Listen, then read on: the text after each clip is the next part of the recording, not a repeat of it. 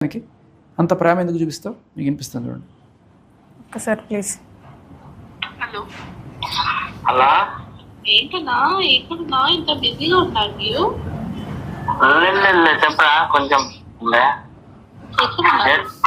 మీరేడున్నారు? నేను ఇంట్లో ఉన్నా. అవునా ఏం చెప్పాలి? ఏం చెప్పానంటే మీరు ఎందుకు డ్రాప్ చేస్తారో నాకు క్లారిటీ కావాలి ఫస్ట్. ఆ బండి నుంచి అమ్మాయిని డ్రాప్ చేస్తున్నారు, మీ బండి నుంచి నాకు ఫీల్ అవుతుంది కదా.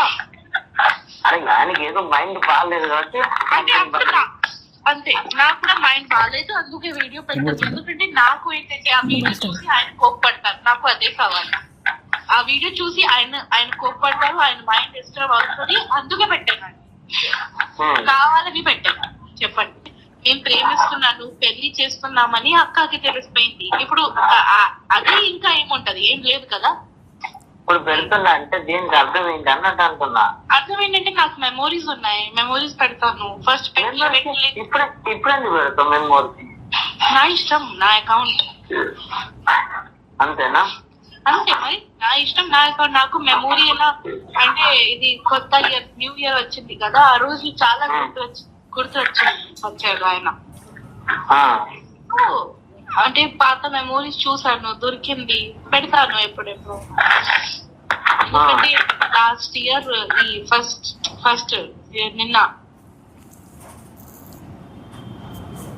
ఓకే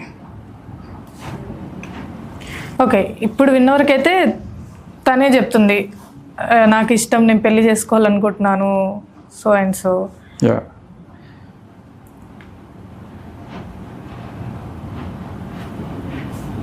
నాకు అది పిల్లి ఉంది కదా, పిల్లి ఇచ్చారు, సో అది గుర్తు వచ్చింది అంతే.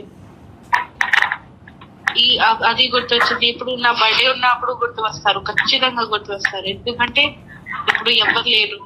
ఓకే వదిలే అని అది చేస్తున్నాం కదా. ఇప్పుడు ఆల్రెడీ కనెక్షన్ లేవు, మాట్లాడలేదు నాతో.